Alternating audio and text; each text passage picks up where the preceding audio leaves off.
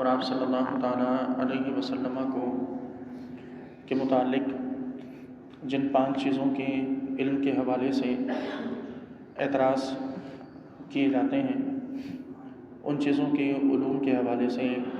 حالات و واقعات آپ علیہ الصلاۃ والسلام کی سیرت طیبہ سے آپ کے سامنے پیش کیے گئے، اور اس بات کا ذکر کیا گیا کہ اللہ رب العزت نے وہ 5 چیزیں کہ جن کا ذکر قرآن میں اللہ تعالیٰ نے اپنی جانب جن کے علم کی نسبت فرمائی، اللہ رب العزت نے ان چیزوں کا علم بھی رسول اللہ صلی اللہ تعالیٰ علیہ وسلم کو عطا فرما رکھا ہے۔ اس کے علاوہ قیامت کے واقع ہونے کے حوالے سے آپ کے سامنے گفتگو ہوئی کہ حضور اکرم صلی اللہ تعالیٰ علیہ وسلم کو جب سب چیزوں کا علم ہے تو آپ علیہ الصلاۃ والسلام نے پھر قیامت کا کیوں نہیں بتایا کہ قیامت کب واقع ہوگی۔ اس کے حوالے سے بڑی تفصیلی گفتگو آپ کے سامنے گزشتہ درس میں کی جا چکی۔ رسول اللہ صلی اللہ تعالیٰ علیہ وسلم کی ان احادیث کے ذکر کے بعد حضرت امام مسلم علیہ رحمہ اسلام کے ارکان کے متعلق احادیث کو لاتے ہیں اور باب ذکر کرتے ہیں کہ باب السؤال عن ارکان الاسلام، ارکان اسلام کے متعلق سوال کے بارے میں باب ہے۔ فرماتے ہیں کہ حضرت انس رضی اللہ تعالیٰ عنہ سے روایت ہے کہ حضرت انس رضی اللہ تعالیٰ عنہ فرماتے ہیں کہ ہمیں حضور صلی اللہ تعالیٰ علیہ وسلم سے سوال کرنے سے روک دیا گیا، تو اب ہماری یہ خواہش ہوتی کہ کوئی سمجھدار دور دراز سے کوئی دیہاتی کوئی شخص آئے اور آ کے حضور سے سوال کرے تو ہم بھی حضور کی بارگاہ میں اس وقت حاضر ہوں، تو اس شخص کے سوالات کا حضور جو جواب دیں تو ہم وہ جواب سنیں تاکہ ہمارے علم میں بھی اضافہ ہو۔ تو فرماتے ہیں کہ ایک دن ایک دیہاتی آیا اور کہنے لگا کہ اے محمد صلی اللہ علیہ وسلم، آپ کا قاصد ہمارے پاس آیا ہے اور وہ آ کر ہم سے یہ کہتا ہے کہ اللہ تعالیٰ نے آپ کو رسول بنا کر بھیجا ہے۔ چونکہ رسول اللہ صلی اللہ تعالیٰ علیہ وسلم دعوت دین کے لیے، اسلام کی تبلیغ کے لیے مختلف لوگوں کو مختلف علاقوں میں اور مختلف قبیلوں میں ترویج اور اشاعت اور تبلیغ کی نیت سے بھیجا کرتے تھے۔ تو رسول اللہ صلی اللہ تعالیٰ علیہ وسلم کے اسی کسی بھیجے گئے قاصد کے متعلق سوال کیا گیا کہ آپ کے قاصد نے آ کر کہا کہ اللہ تعالیٰ نے آپ کو رسول بنا کر بھیجا ہے۔ آپ نے فرمایا کہ اس نے سچ کہا ہے۔ تو اس نے پوچھا کہ آسمان کو کس نے پیدا کیا؟ آپ صلی اللہ علیہ وسلم نے فرمایا کہ اللہ تعالیٰ نے۔ اس نے پوچھا کہ زمین کو کس نے پیدا کیا؟ آپ صلی اللہ علیہ وسلم نے فرمایا کہ اللہ تعالیٰ نے۔ اس نے پوچھا کہ زمین پر پہاڑوں کو کس نے نصب کیا اور باقی چیزیں زمین میں کس نے پیدا کی؟ آپ صلی اللہ علیہ وسلم نے فرمایا کہ اللہ تعالیٰ نے۔ اس نے کہا کہ قسم ہے اس ذات کی کہ جس نے آسمان کو پیدا کیا، جس نے زمین کو پیدا کیا، پہاڑوں کو اس میں نصب کیا، کیا واقعی اللہ ہی نے آپ کو اپنا رسول بنا کر بھیجا ہے؟ رسول اللہ صلی اللہ علیہ وسلم نے فرمایا کہ ہاں۔ اس نے عرض کی کہ آپ کے قاصد نے ہم سے یہ بھی کہا کہ ہم پر دن اور رات میں 5 نمازیں فرض ہیں۔ حضور نے فرمایا کہ، اور اس نے کہا کہ آپ نے فرمایا کہ ہاں، اس نے سچ کہا۔ تو اس نے عرض کی کہ آپ اللہ کی قسم کھائیے کہ کیا واقعی قسم ہے اس ذات کی کہ جس نے آپ کو رسول بنا کر بھیجا، کیا واقعی ہم پر یہ نمازیں فرض ہیں؟ حضور نے فرمایا کہ ہاں۔ پھر اس شخص نے عرض کی کہ آپ کا قاصد ہمیں یہ کہتا ہے کہ ہم پر ہمارے مالوں میں زکوٰۃ دینا لازم ہے۔ حضور نے فرمایا کہ اس نے سچ کہا۔ اس نے پوچھا کہ قسم ہے اس ذات کی کہ جس نے آپ کو رسول بنا کر بھیجا، کیا اللہ نے آپ کو اس بات کا حکم دیا ہے؟ آپ صلی اللہ تعالیٰ علیہ وسلم نے فرمایا کہ ہاں۔ اس نے پھر سوال کیا کہ آپ کا قاصد یہ کہتا ہے کہ ہم پر سال میں 1 مرتبہ رمضان کے روزے فرض ہیں۔ حضور نے ارشاد فرمایا کہ ہاں، اس نے سچ کہا۔ پھر اس شخص نے دوبارہ قسم لی کہ میں آپ کو اس ذات کی قسم دیتا ہوں کہ جس نے آپ کو رسول بنا کر بھیجا، کیا واقعی اللہ تعالیٰ نے آپ کو اس کا حکم دیا؟ رسول اللہ صلی اللہ تعالیٰ علیہ وسلم نے فرمایا کہ ہاں۔ پھر اس نے دوبارہ عرض کی کہ آپ کے قاصد نے ہم سے یہ کہا کہ ہم میں سے جو شخص حج کرنے کی طاقت رکھتا ہو تو وہ حج کرے، اس پر حج فرض ہے۔ آپ نے فرمایا کہ اس نے سچ کہا۔ حضرت انس رضی اللہ تعالیٰ عنہ کہتے ہیں کہ یہ سن کر وہ دیہاتی چلا گیا، اور جاتے وقت وہ یہ شخص کہہ رہا تھا کہ قسم ہے اس ذات کی جس نے آپ کو حق دے کر بھیجا ہے، میں ان احکام میں اپنی طرف سے کچھ زیادتی نہیں کروں گا اور نہ ہی کسی قسم کی کوئی کمی کروں گا۔ آپ صلی اللہ علیہ وسلم نے ارشاد فرمایا کہ اگر یہ بندہ سچ کہہ رہا ہے تو یہ ضرور جنت میں داخل ہوگا۔ اب یہاں چند چیزیں اس حدیث مبارک سے واضح ہوتی ہیں۔ سب سے پہلی جو چیز حضرت انس رضی اللہ تعالیٰ نے اس حدیث میں ذکر کی وہ یہ کہ ہمیں رسول اللہ صلی اللہ علیہ وسلم سے سوال کرنے سے روک دیا گیا تھا۔ یعنی ایسا کیوں ہوا اور ایسا کس لیے ہوا کہ رسول اللہ صلی اللہ تعالیٰ علیہ وسلم جو دین سکھانے کے لیے آئے ہیں، تو ظاہر ہے کہ جب آپ دین سکھانے کے لیے آئے تو لوگ آپ سے دین سیکھنے کا طریقہ یہی ہوتا ہے کہ جو سمجھ میں نہ آئے وہ آپ سے سوال کریں، جس چیز کے بارے میں علم نہ ہو وہ آپ سے پوچھا جائے، اور جو چیز لوگوں میں جس چیز کے متعلق کنفیوژن ہو، جس چیز کے متعلق کوئی شک ہو تو آپ سے سوال کیا جائے اور آپ اس کا جواب دے کر لوگوں کو مطمئن کریں۔ لیکن یہاں حضرت انس فرما رہے ہیں کہ ہمیں سوال کرنے سے روک دیا گیا۔ تو دراصل واقعہ یہ ہے کہ رسول اللہ صلی اللہ تعالیٰ علیہ وسلم کی اس مجلس میں حضور کے سامنے آپ کے دربار میں ہر طرح کے لوگ حاضر ہوتے تھے، پکے سچے مسلمان بھی اور منافق بھی۔ حضرت سیدنا عبداللہ ابن عباس رضی اللہ تعالیٰ عنہ فرماتے ہیں کہ رسول اللہ صلی اللہ تعالیٰ علیہ وسلم کی بارگاہ میں منافق جب آتے تو وہ آپ سے استہزاءً یعنی مذاق اڑانے کے لیے عجیب و غریب سوال کرتے۔ کوئی پوچھتا میرا باپ کون ہے، کوئی پوچھتا کہ میں ابھی کیا کھا کے آیا ہوں، کوئی پوچھتا کہ میرے گھر میں کیا اس وقت کیا پکا ہوا ہے، کیا بنا ہوا ہے، کوئی پوچھتا کہ بتائیے کہ کل میرے ساتھ کیا ہونا ہے۔ تو یہ استہزاءً مذاق اڑانے کے لیے، مذاق بنانے کے لیے حضور سے سوال کیے جاتے، اور آپ صلی اللہ تعالیٰ علیہ وسلم کہ حضور سے ان سوالوں کے کیے جانے کی وجہ سے دو قسم کے نقصان تھے۔ ایک تو یہ کہ جو اصلاً سوال کرنے کے لیے، دین سیکھنے اور سمجھنے کے لیے بیٹھے ہیں انہیں موقع نہ ملتا کہ وہ حضور سے سوال کریں، اور دوسرا نقصان یہ ہوتا کہ رسول اللہ صلی اللہ تعالیٰ علیہ وسلم کے مزاج پر یہ بات بڑی گراں گزرتی۔ ظاہر سی بات ہے کہ آپ کسی بھی شخص سے اس کا مذاق بنانے کے لیے عجیب و غریب قسم کے سوال کریں، اگرچہ وہ سب کچھ جانتا ہو، وہ بتا سکتا ہو، لیکن الٹے سیدھے سوال کریں تو اگلے کی طبیعت پر یہ چیز بھاری گزرتی ہے۔ تو یہ حضرت عبداللہ ابن عباس رضی اللہ تعالیٰ عنہما فرماتے ہیں کہ اس موقع پر اللہ تبارک و تعالیٰ نے سورہ مائدہ کی آیت نمبر 101 نازل فرمائی کہ یا ایھا الذین آمنوا لا تسألوا عن اشیاء ان تبد لکم تسؤکم، اے مسلمانوں، اے ایمان والو، ایسی چیزوں کے متعلق سوال نہ کرو کہ جو چیزیں تمہیں بتا دی جائیں تو تمہیں بری لگیں۔ یہاں حضور اکرم صلی اللہ تعالیٰ علیہ وسلم کی اس آیت کے نزول کے متعلق ایک واقعہ یہ بھی ہے کہ جب 9 ہجری میں حج فرض ہوا تو رسول اللہ صلی اللہ تعالیٰ علیہ وسلم نے حج کی فرضیت کے متعلق حکم بتایا، تو ایک شخص حضور کی بارگاہ سے اٹھا اور اس نے عرض کی کہ یا رسول اللہ صلی اللہ علیہ وسلم، کیا ہم پر ہر سال حج کرنا فرض ہے؟ حضور خاموش رہے۔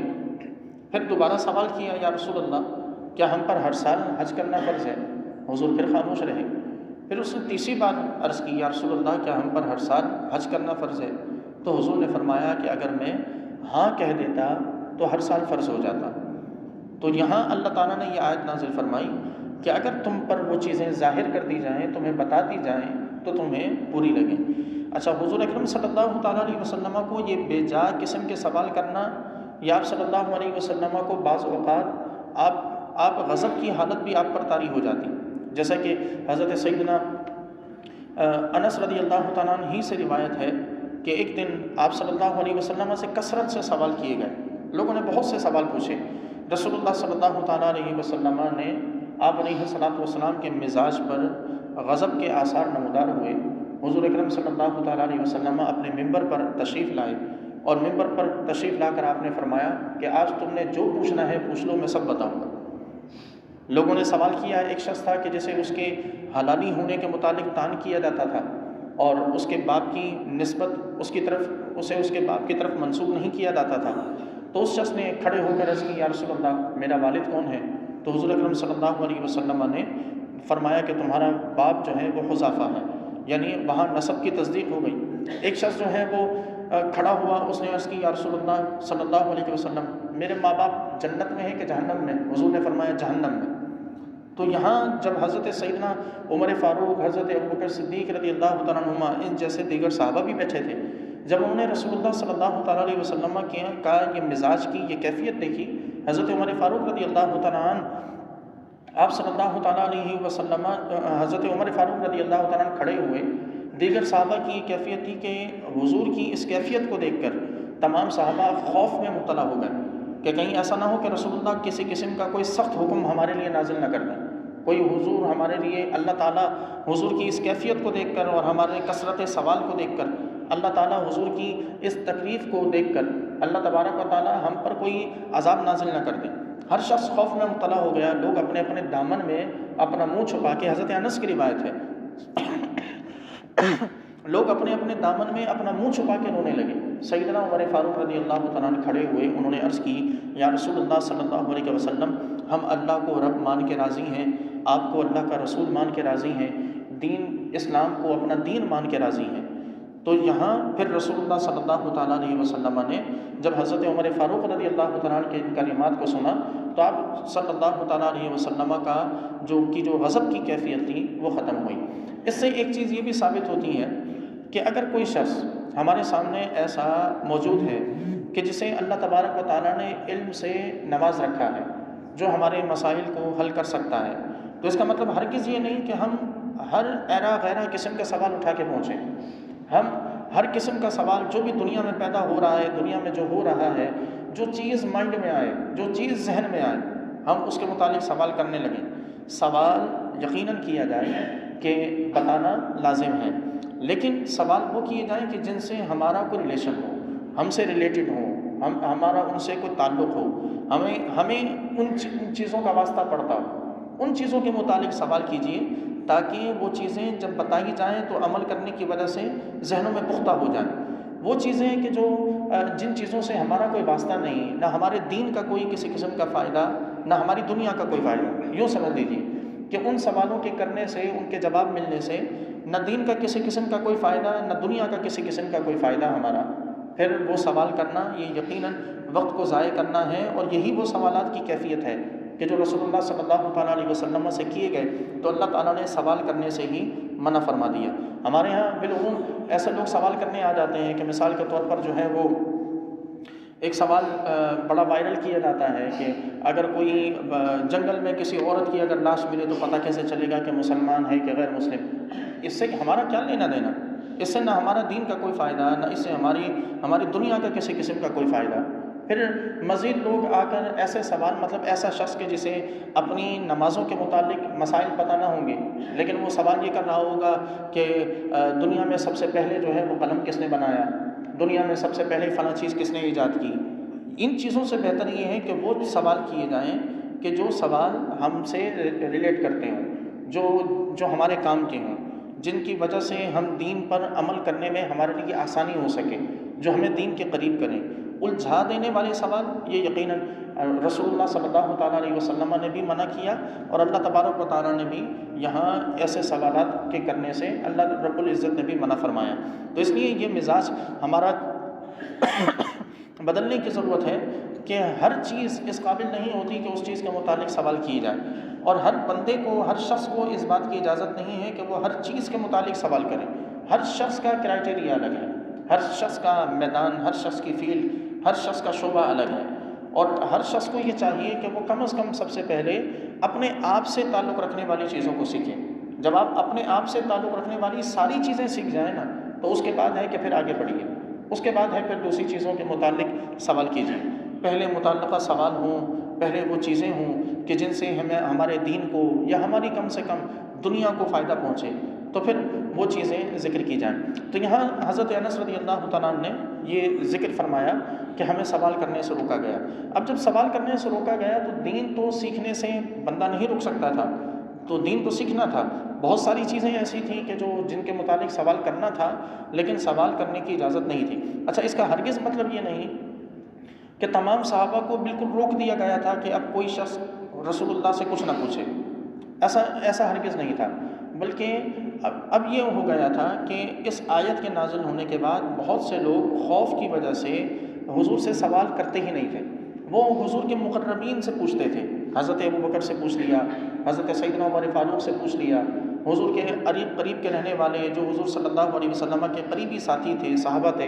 ان سے سوال کرتے، پھر وہ صحابہ رسول اللہ سے سوال کرتے، پھر حضور اکرم صلی اللہ تعالیٰ علیہ وسلم ان سوالوں کے جواب دیتے، لیکن وہ سوال فلٹر ہو جاتے تھے، یعنی جو سوال حضرت ابوبکر صدیق سے کیا گیا، سیدنا صدیق اکبر رضی اللہ تعالیٰ عنہ نے دیکھا کہ یہ سوال اس قابل ہے کہ نہیں کہ حضور سے کیا جائے، پھر اگر اس قابل لگا کہ حضور سے سوال کیا جائے، کیونکہ حضرت ابوبکر ہیں، حضرت عمر فاروق ہیں، حضرت عثمان غنی ہیں، یا دیگر حضرت علی رضی اللہ تعالیٰ عنہم، یہ تمام صحابہ یا جو اور قریبی ساتھی ہیں، یہ حضور کے مزاج کو سمجھتے تھے، آپ علیہ الصلوۃ والسلام کے مزاج سے واقف تھے، حضور کی پسند ناپسند، آپ کا موڈ، آپ کی کیفیت، یہ ان چیزوں سے باخبر تھے، تو یہ اسی کے حوالے سے اسی کا لحاظ کرتے ہوئے آپ سے سوال کیا کرتے تھے۔ لیکن یہاں کوشش یہ ہوتی تھی کہ بعض صحابہ کو کہ باہر سے کوئی بندہ آئے جسے اس حکم کا پتہ نہ ہو کہ حضور سے سوال کرنا منع کر دیا گیا، کوئی باہر سے ایسا بندہ آئے جسے یہ آیت نہ پتہ ہو تو وہ آ کے حضور سے سوال کرے، تو وہ ظاہر ہے کہ اس کا سوال نیا ہوگا، وہ جب سوال کرے گا حضور جب جواب دیں گے تو ہمیں بھی چیزیں پتہ چل جائیں گی۔ تو بعض لوگوں کی کیفیت یہ بھی ہوتی تھی کہ جب کوئی شخص باہر سے نیا آتا تو وہ اس سے پوچھا کرتے کہ کیا حضور سے سوال کرنے آئے ہو؟ وہ کہتا کہ ہاں میں رسول اللہ صلی اللہ علیہ وسلم پر ایمان لانے یا دین سیکھنے آیا ہوں، تو پھر یہ اپنے سوال بھی دیتے کہ یہ سوال بھی رسول اللہ صلی اللہ علیہ وسلم سے کرنا، پھر وہ شخص حضور اکرم صلی اللہ علیہ وسلم سے سوال کرتا، کیونکہ اسے تو اس آیت کے نزول کا علم نہیں تھا، نہ یہ پتہ ہوتا باہر سے آنے والے کو کہ یہاں کیا کیفیت ہے، تو وہ جو جی میں آتا وہ سوال کر لیتا اور رسول اللہ صلی اللہ علیہ وسلم اسے جواب عطا کرتے۔ اب یہاں اگلی چیز جو اس شخص نے رسول اللہ صلی اللہ علیہ وسلم سے یہ سوال کیا کہ آپ کا قاصد آیا، یعنی آپ کا بھیجا ہوا شخص ہمارے پاس آیا اور اس نے آ کے کہا کہ اللہ نے آپ کو رسول بنا کر بھیجا ہے، تو یہاں اس شخص نے اس سوال سے پہلے رسول اللہ صلی اللہ تعالیٰ علیہ وسلم سے چند وہ سوالات کیے کہ جن کے بعد میں اس نے رسول اللہ صلی اللہ علیہ وسلم کے سامنے قسمیں پیش کی ہیں۔ مثلا پہلا سوال کیا کہ آسمان کو کس نے پیدا کیا، پھر سوال کیا کہ زمین کو کس نے پیدا کیا، پھر سوال کیا کہ زمین پر یہ پہاڑ کس نے لگائے، تو حضور صلی اللہ علیہ وسلم نے فرمایا کہ اللہ تعالیٰ نے، پھر ان ساری چیزوں کی قسم دی کہ قسم ہے اس ذات کی جس نے آسمان کو پیدا کیا، جس نے زمین کو پیدا کیا، جس نے زمین پر جو ہے وہ پہاڑوں کو نصب کیا، کیا واقعی اللہ نے آپ کو رسول بنا کر بھیجا؟ تو حضور نے فرمایا کہ ہاں۔ اچھا، اب یہ جو سوالات کرنے کا جو انداز ہے، یہ سوال کرنے کا یہ انداز یہ سیکھنے کے لیے ہے، یعنی یہ انکار کے لیے نہیں، یہ رسول اللہ صلی اللہ تعالیٰ علیہ وسلم کی آپ صلی اللہ علیہ وسلم کا مذاق بنانے کے لیے معاذ اللہ نہیں، یہ حضور سے سیکھنے کے لیے۔ اور یقیناً جب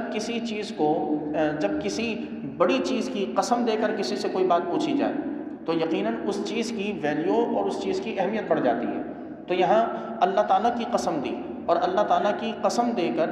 پھر رسول اللہ صلی اللہ علیہ وسلم سے سوال کیا کہ کیا واقعی اللہ نے آپ کو رسول بنا کر بھیجا؟ تو حضور نے فرمایا کہ ہاں، یعنی یہ اس کے اطمینان کے لیے بھی اور سننے والوں کے اطمینان کے لیے بھی اور بعد والوں کے یعنی ہم جیسوں کے دلوں کے اطمینان کے لیے بھی یہ قسمیں بھی کی گئیں۔ رسول اللہ صلی اللہ علیہ وسلم نے جواب بھی دیے اور آپ صلی اللہ تعالیٰ علیہ وسلم نے ان سوالوں کے اور اس انداز میں سوال کیے جانے پر حضور نے جواب دینے سے انکار بھی نہیں فرمایا، یعنی وہ قسم دیتا رہا وہ شخص اور آپ علیہ الصلوۃ والسلام جواب دیتے رہے، یعنی گویا کہ یہ ایک سیکھ ہمیں اس سے یہ بھی ملی کہ اگر کوئی چیز کوئی بڑی چیز اگر ہم نے پوچھنی ہو تو پھر سوال کا طریقہ بھی ہمارا ویسا ہونا چاہیے، یعنی ایک عامیانہ طور پر آپ کسی بڑی چیز کے بارے میں سوال نہیں کر سکتے، جیسا کہ عموماً ہمارے ہاں لوگ جو ہیں وہ فتویٰ لینے کے لیے اگر آئیں مثال کے طور پر تو میسج پہ سوال کیے جا رہے ہوتے ہیں، طلاق کے، حلال و حرام کے، یہ مسائل کے جن میں فتوے چاہیے ہوں ان پہ میسیجز پہ یا کالز پہ مسائل حل کروائے جا رہے ہوتے ہیں، تو ایسا پاسبل نہیں ہے۔ یاد رکھیں کہ چیزوں کی ویلیو ڈیسائیڈ کرتی ہے، ویلیو بتاتی ہے کہ آپ کے سوال کرنے کا طریقہ کیا ہے۔ آپ جتنے بہتر طریقے سے سوال کریں گے اتنا پتہ چلے گا کہ آپ کسی عظیم چیز کے بارے میں پوچھ رہے ہیں۔ آپ جتنا سرسری طور پر سوال کریں گے جواب دینے والا اتنا ہی سرسری جواب دے گا، صرف یہ سمجھ کر کہ آپ کی نظر میں اس چیز کی ویلیو کوئی نہیں۔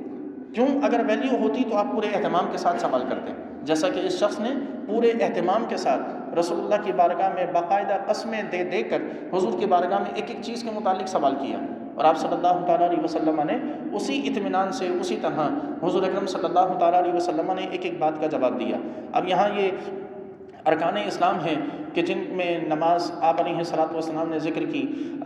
روزہ ہے، زکوٰۃ ہے، حج ہے، ان ساری چیزوں کا ذکر کیا، اور اس کے بعد پھر آپ صلی اللہ علیہ وسلم نے اس شخص کے جانے کے بعد پھر حضور نے یہ فرمایا کہ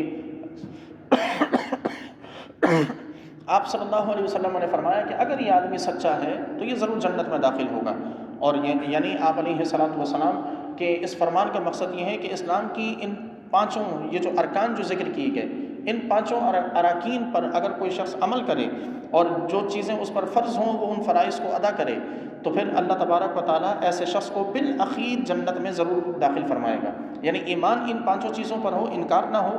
عمل ہو، پھر عمل میں اگر کوتاہی ہو تو اخیراً اللہ تبارک و تعالیٰ جنت میں ضرور داخل فرمائے گا۔ یہاں اس کے بعد امام ترمذی، امام مسلم علیہ رحمہ نے اگلے جس باب کا ذکر فرمایا وہ باب ہے ان چیزوں کے متعلق کہ جن چیزوں پر عمل کم از کم عمل کرنے کی وجہ سے بندہ جنت میں داخل ہو جائے گا، جن چیزوں پر کم از کم جو ہے وہ بندہ جنت کا مستحق ہو جاتا ہے، وہ چیزیں فرماتے ہیں کہ حضرت سیدنا ابو ایوب انصاری رضی اللہ تعالیٰ عنہ کا روایت کرتے ہیں کہ رسول اللہ صلی اللہ علیہ وسلم ایک سفر میں آپ علیہ الصلوۃ والسلام تشریف لے جا رہے تھے، اور آپ صلی اللہ تعالیٰ علیہ وسلم کے اس سفر کے دوران ایک دیہاتی آیا، اور دیہاتی نے آ کے حضور کی اونٹنی کی نکیل کو پکڑ لیا، اونٹنی کی جو مہار ہوتی ہے، اس دیہاتی نے آ کر وہاں سے حضور کی اونٹنی کو پکڑ کے روک لیا، اور پھر حضور سے کہنے لگا، اچھا اب حضور سے یہ عرض کی، یا رسول اللہ صلی اللہ علیہ وسلم مجھے وہ چیز بتائیے کہ جو مجھ کو جنت سے قریب اور دوزخ سے دور کر دے۔ ایک سمپل سا سوال تھا کہ یا رسول اللہ مجھے وہ چیز بتائیے کہ جو مجھے جہنم سے دور اور جنت کے قریب کر دے۔ آپ صلی اللہ علیہ وسلم جب اس کا یہ سوال سنا تو حضور نے سواری کو روک دیا، اور حضور نے اپنے صحابہ کی طرف آپ صلی اللہ علیہ وسلم نے دیکھ کر ارشاد فرمایا کہ اس شخص کو یہ سوال کرنے کی توفیق اللہ کی جانب سے ملی ہے۔ یعنی اتنا عمدہ سوال، اتنا بہترین سوال کہ ایک سمپل سا سوال ہے لیکن اسے سب کچھ ہی پوچھ لیا کہ ایسا کام بتائیے، ایسی چیز بتائیے کہ جس سے میں جہنم سے دور ہو جاؤں اور جنت کے قریب ہو جاؤں۔ یہی تو چیز ہوتی ہے کہ جو ایک مسلمان جو چاہتا ہے کہ وہ ایسے کام کرے کہ وہ جہنم سے دور اور جنت کے قریب ہو جائے، اور یہ ایک سمپل سا سوال اس شخص نے رسول اللہ سے پوچھا۔ آپ صلی اللہ تعالیٰ علیہ وسلم نے سوال کو سراہنے کے بعد حضور نے اس شخص کی جانب متوجہ ہوئے، اور آپ علیہ الصلوۃ والسلام نے فرمایا کہ دوبارہ پوچھو تم نے کیا کہا، کیا پوچھا؟ اس شخص نے دوبارہ اپنا سوال دہرایا۔ رسول اللہ صلی اللہ علیہ وسلم نے فرمایا کہ اللہ کی عبادت کرو۔ آپ علیہ السلام نے فرمایا تعبد اللہ ولا تشرک بہ شیئا، اللہ کی عبادت کرو، اللہ کے ساتھ کسی کو شریک نہ ٹھہراؤ، وتقیم الصلاۃ، نماز ادا کرو، وتؤتی الزکاۃ، اور زکوٰۃ ادا کرو، وتصل الرحم، اور رشتہ داروں کے ساتھ حسن سلوک کرو۔ اور پھر فرمایا کہ دعن ناقہ، اب میری اونٹنی کو چھوڑ دو۔ یعنی آپ علیہ الصلوۃ والسلام نے یہ چند چیزیں ذکر فرمائی۔ سب سے پہلی اللہ کی عبادت، دوسرا اللہ کے ساتھ کسی کو شریک نہ ٹھہرانا، تیسرا نماز قائم کرنا، چوتھا زکوٰۃ ادا کرنا، پانچواں صلہ رحمی کرنا، رشتہ داروں کے ساتھ حسن سلوک کرنا۔ یہ 5 چیزیں آپ صلی اللہ علیہ وسلم نے ذکر فرمائی۔ اچھا اب ہم یہاں پر اسلام کے بنیادی ارکان کی بات نہیں کر رہے، بنیادی ارکان تو پچھلی حدیث میں گزر چکے کہ وہ 5 ہیں، نماز، روزہ، زکوٰۃ، حج، اور اس کے علاوہ شہادت، یعنی اللہ کی وحدانیت اور رسول اللہ صلی اللہ تعالیٰ علیہ وسلم کی رسالت، جس کا ذکر آگے بھی باب میں اور اگلی چند حدیث میں بھی ان کا ذکر آئے گا۔ یہاں بات کی جا رہی ہے کہ کم از کم ایسے کام کہ جن کے ذریعے بندہ جنت کا مستحق ہو جائے اور جہنم سے دور ہو جائے، تو وہ عبادت ہے اللہ کی، اور یعنی اللہ تعالیٰ پر ایمان رکھنا، اس کی عبادت کرنا، نماز، روزہ، اور اس کے علاوہ زکوٰۃ، اور رشتہ داروں کے ساتھ حسن سلوک۔ حضور صلی اللہ تعالیٰ علیہ وسلم کی اس حدیث کی طرح کی اور دیگر حدیث، حضرت سیدنا ابو ایوب انصاری رضی اللہ تعالیٰ عنہ کی ایک اور حدیث بھی اسی طرح کی ہے، حضرت جابر رضی اللہ تعالیٰ عنہ کی حدیث بھی ہے کہ فرماتے ہیں کہ حضور کے پاس نعمان بن قوتل آئے اور آ کے انہوں نے سوال کیا، یا رسول اللہ مجھے بتائیے کہ اگر میں فرض نمازیں پڑھتا رہوں، حرام سے بچتا رہوں اور حلال کام کرتا رہوں تو کیا جنت میں چلا جاؤں گا؟ حضور نے فرمایا کہ ہاں۔ پھر حضرت جابر رضی اللہ تعالیٰ عنہ کی ایک اور حدیث ہے کہ ایک اور شخص آیا حضور کی بارگاہ میں، اس نے عرض کی یا رسول اللہ مجھے یہ بتائیے، اگر میں فرض نماز پڑھوں، رمضان کے روزے رکھوں، حلال کام کروں اور حرام سے بچوں اور ان کاموں پر کوئی اضافہ نہ کروں تو کیا میں جنت میں چلا جاؤں گا؟ حضور نے فرمایا کہ ہاں۔ اس شخص نے کہا کہ اللہ کی قسم میں ان احکام میں اب کسی قسم کا کوئی اضافہ نہیں کرنے والا۔ سب سے پہلی چیز ہمیں یہ کلیئر کرنی ہے کہ ہم جو بھی چیز سیکھتے ہیں، نیکی کی طرف ہمارا اٹھنے والا قدم، چاہے وہ سیکھنا ہو یا عمل کرنا ہو، چاہے وہ دیکھنا ہو، پڑھنا ہو، سننا ہو، سوال کرنا ہو یا ہمارا عبادت کرنا ہو، نیکی کی طرف اٹھنے والا ہمارا ہر قدم اللہ کی توفیق سے ہے۔ اس پہ تکبر میں، اس میں غرور میں، فخر میں مبتلا ہونے کی قطعاً حاجت نہیں۔ میں مثال کے طور پر کوئی شخص 5 وقتہ نماز پابندی سے پڑھ رہا ہے، زندگی میں کبھی کوئی نماز قضا نہیں ہوئی، وہ تکبر نہ کرے کہ میں ایسا شخص ہوں کہ میری نماز قضا نہیں ہوتی۔ جو جیسے اللہ تعالیٰ نے 10ویں حج کی توفیق عطا فرما رکھی ہے، 10ویں حج کر رکھے ہیں، وہ اس پہ اترائے نہیں کہ میں اتنے حج کر چکا۔ اللہ کی توفیق ہے، اللہ کی توفیق نہ ہو تو لوگ مسجد میں بیٹھے ہوئے اذان ہونے کے بعد مسجد سے نکل جاتے ہیں، اگر اللہ کی توفیق نہ ہو۔ اور اللہ کی توفیق ہو تو لوگ سفر کرتے ہوئے بھی گاڑیاں روک کر نماز ادا کرتے ہیں۔ یہ سب اللہ کی توفیق سے ہے۔ تو یہاں اس میں غرور، تکبر، اترانا، یہ چیزیں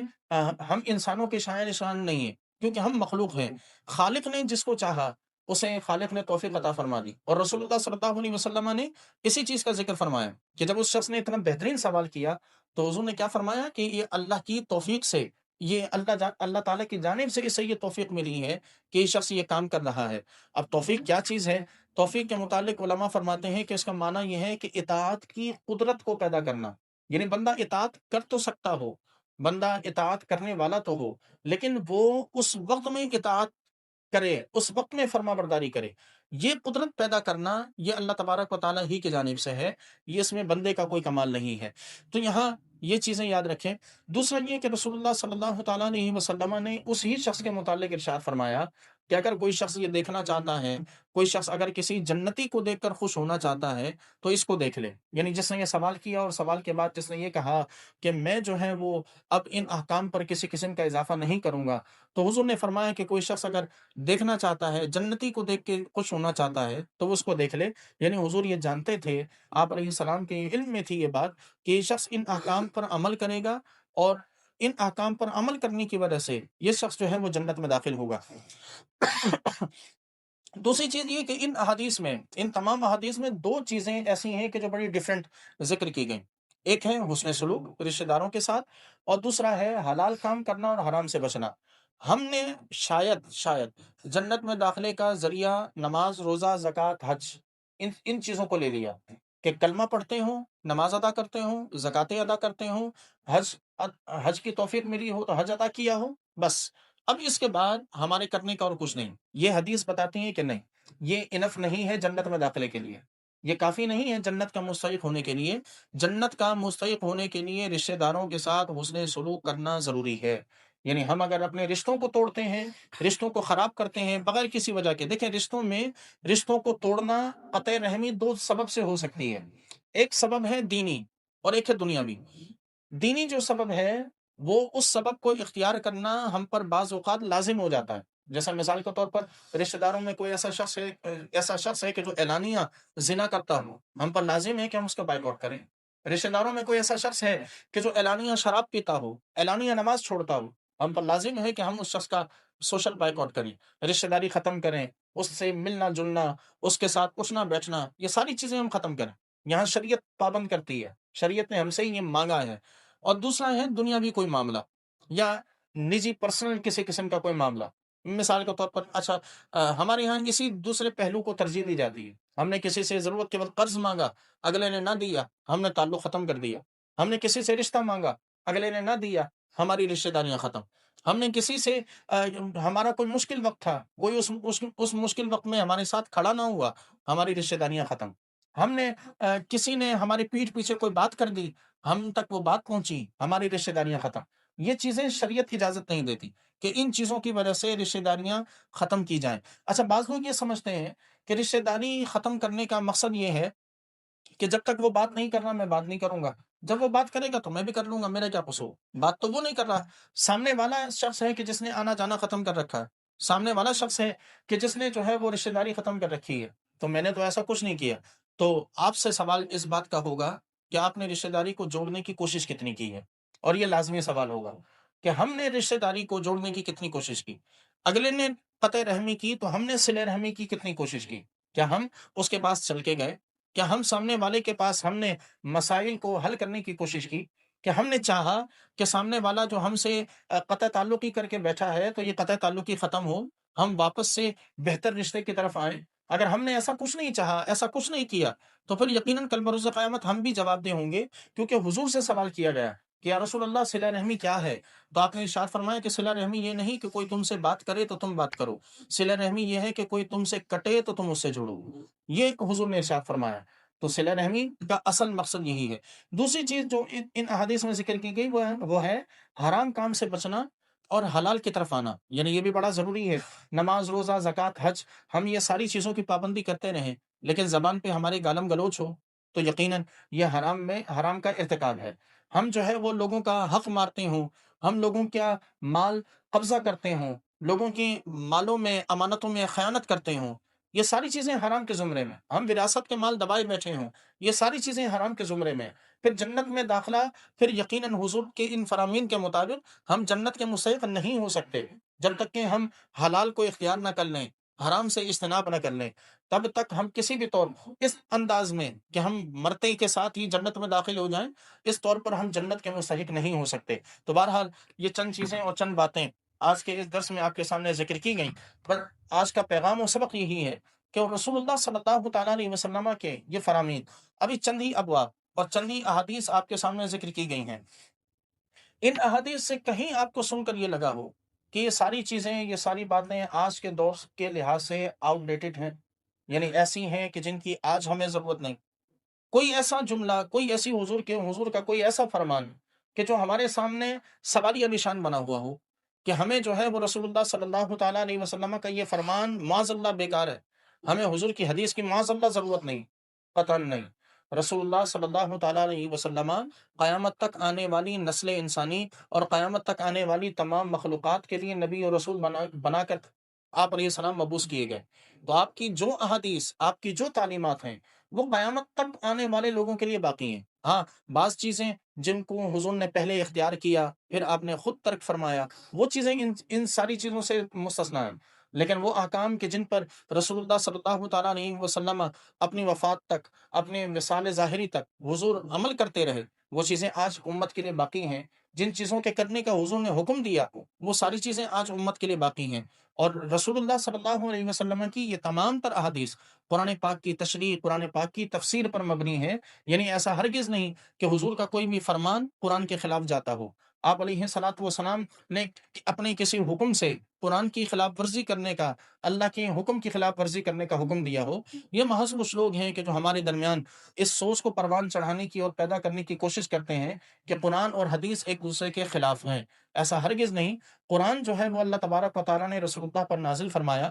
وہ الفاظ بھی اللہ کے ہیں، معنی بھی اللہ کے ہیں، مفہوم بھی اللہ کا ہے، اور رسول اللہ صلی اللہ علیہ وسلم نے جو اپنی احادیث جو ہمیں ذکر فرمائی، یہ رسول اللہ صلی اللہ علیہ وسلم کے الفاظ ہیں، اور معنی اور مفہوم اللہ تعالیٰ ہی کا نازل کیا ہوا ہے، کیونکہ اللہ رب کائنات کے حبیب علیہ الصلوۃ والسلام اللہ کے اذن اور اس کی مرضی کے بنا کوئی کلام نہیں فرماتے۔ خالق کائنات سے دعا ہے کہ پروردگار ہم سب کو عمل کی توفیق مرحمت فرمائے۔ وما علیہ الا البلاغ۔